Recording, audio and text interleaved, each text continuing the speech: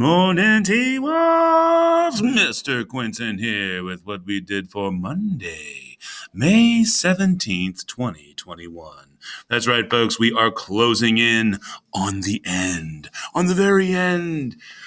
Just 9 more days. Come on, folks. Feel it with me. 9 more days. We're going to do this thing. We're going to beat it. We're going to win. And how are we going to do that? Well, we are going to talk about imports and exports, folks. But before we jump in, just make sure that you know that that project is due in 2 days, folks. Wednesday is when the project is due. So please make sure you have your project done and ready so that you can present on Thursday or Friday. Absences are going to be a huge problem, folks. If you are here and your partner is not, you're still going to be asked to present on your own. So please don't put anybody in that position. Get the work done and be here. All right, so moving on, we are, as always, going to pretend that we are first period, jump on into quarter 4, and then look, oh my gosh, we're almost at the bottom. We're almost at the bottom. Look at that. Head on into week of May 17th, and then there is Monday. So you will see that we have 1 daily work assignment. Now remember, folks, even if it's not for points, it's going to help you with things like quizzes, and maybe a project that is due. So this might be some really good information to tack onto your project if you have any last-minute changes you'd like to make. So let's talk about imports and exports. Now, I'm sure that you have at least come across the term somewhere in your life. There was even a store that closed down about 2 years ago called Pier 1 Imports. So you might have seen the store. They had one over in Willowbrook, and they had one up by the Woodlands Mall. So, they had them around. And as a matter of fact, I think that the Skechers outlet store that is over there across the freeway from the Woodlands Mall, that I think was where the old Pier 1 used to be. So for those of you who can remember that, there you go. But I'm sure you have heard that word import or the word export. And really, all imports and exports they are the stuff.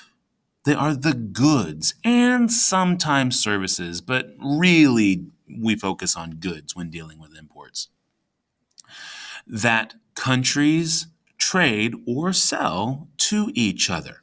Now, the difference is this: an import is a good that we have accepted that came from another country. So it was something we bought or something we traded for. Think about that phone that's in your pocket. Perhaps even the Chromebook itself or your computer itself that you are using that was perhaps made in China, or components were made in Japan, or perhaps it was made in Korea. Maybe you have a t-shirt that's from somewhere like Bangladesh. All of these things are imports. They are goods that along the way, the United States purchased or traded for. Okay, various companies, corporations, even private entities bought these items from other countries. So we took them. That makes them an import. Those are the goods that a country such as ourselves receives from other countries. An export is literally just the exact opposite. It's something that it's goods, they are goods that we send to other countries. So, for example, we send lots and lots of soybeans all over the world. You didn't know that, right? Yeah, the soybeans. We send soybeans. We also send lots of cattle, lots of beef, lots of meat, and even poultry to other countries. So stuff that we send to another place becomes an export. So that's what exports are. They're literally just the exact opposite of each other. The goods that we receive, that a country receives, would be imports. The goods that a country sends out, or the goods that we send out, are our exports. You really want to put it all together? Think of it this way. I'm just going to make something up here. We send Post-it notes to Japan. So we export Post-it notes to Japan.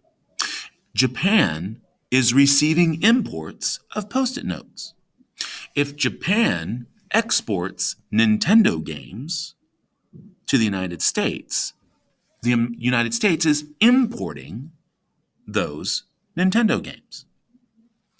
So that is import and export. And folks, we've been talking about world trade. We've been talking about those economic indicators. And let's face it, when it boils right down to world trade, literally imports and exports. And so that's what you're going to be doing today. We're going to take a look at this daily work assignment here, folks. So jumping right in, you can see here, maybe we can get to the right one. You'll see that we have a video on slide 3. You know what? I'm even just going to go ahead and make this a lot easier for you. We're just going to switch right over to mine so you can see what it looks like as we go. All right. Imports and exports. What's the difference? You're going to start with the video on slide 3. It's a 2-minute version of what I just talked about that explains what an import and export would be.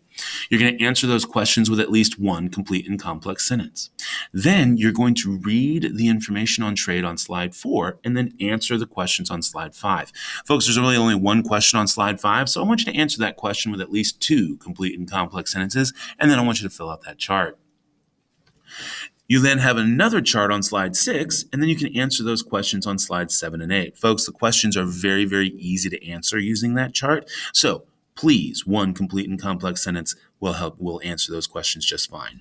There will be another chart on slide 9 that you can use to answer the questions for slide 10. And again, you're answering those questions with at least one complete and complex sentence. If you are not a pre-AP GT class, you do not do slide 11. But if you are a pre-AP GT class, then you will do slide 11, where you're going to use the numbered arrows on the left of the slide to complete the map. So let's take a look real quick. So you'll see here that you have that video that you get to watch. Again, it's a 2-minute video. And again, you will just use one complete and complex sentence to answer each question. You'll see that I was able to do it with 2, but I only need 1. As always, use me as a springboard, use me as an example, use me as a guide, but please don't copy me. Here is where you're going to click to get your article, and let me show you this article real quick, folks. I'm going to give you a hint. These 2 paragraphs right here, okay? These 2 paragraphs will help you answer that question in 2 sentences, okay? Let me show you something else too. Look at these countries here: China, Canada, right? Mexico, Japan. Look at them. Look closely. And then come to the slide and check it out. China, Canada, Mexico, Japan. They're in the exact same order, folks. So let me show you here. Each one of the countries starts off with what they export. So it'll be easier for you to do the export before the import. Okay? Make this really easy so that you're only scanning for the information, so you don't have to spend forever trying to read all that, because you don't need to read all that to get this work done. Here is that chart that I was telling you about. So you have this other chart here, and it's got a lot of numbers and stuff on it, but folks, it's just for you to reference. So you can see here how we sell or trade out, how we send $300 billion worth of stuff to Canada, but we import, we buy or receive $332 billion. So see, we sell a little bit less than we buy from Canada. Not a whole lot, but a little bit less. And so you can see that they make up 16% of our total trade. So you're going to use information here on this slide to be able to answer these questions. And folks, again, one complete and complex sentence is all we need, because you'll be able to see here what percentage of U.S. trade comes from trade with Canada, China, and Mexico combined. Oh, look. Well, you're just adding up those 3 things. And that total, by the way, is 44.2%. So let me make sure we're in the right spot there for you. Okay, so that you can see just simple answers here, folks. Just simple answers, because you will be able to tell by using the chart how to answer these questions. So they're very simple, and you can do this with one complete and complex sentence per question. All right. Finally, we have this chart right here for all of my non-pre-AP GT classes. And you can see how it's broken down. Look how transportation up here is in turquoise for our imports, turquoise for our exports. You're just going to use this information, again, to try and answer these questions. Now, you'll notice for the most part, I was able to do this with 2 complete and complex sentences, but 1 will suffice. If you can do it in 1, that's great. Now, you might say, but Mr. Quinton, these 2 questions are the same. But are they, though? Remember that export is the opposite of import. So if we're exporting, what countries are importing our goods? If we are importing, who will be receiving? Or if we're importing, who's sending it to us? So 1 will do. That's all I need is just 1, okay? But again, if we have an export, we're exporting, who are we importing to? If we're importing, where are we getting them from? So you can see here that China. Folks, just go ahead and say China. It's okay. You can see here where I said that China is the biggest exporter because we import a lot from China. All right. Again, if you are not a pre-AP GT class, you do not have to do this slide, but you will be able to take the information here and pull the arrows from over here and then select them to where they need to go. Note here, if you don't know where these countries are already, you will need to Google for this information. You'll also see that all of your arrows are this big. Folks, it's fine. You can shrink them down like I did here, okay? So that they will fit on the map and they're a little easier to see. And that is all we're doing, my friends.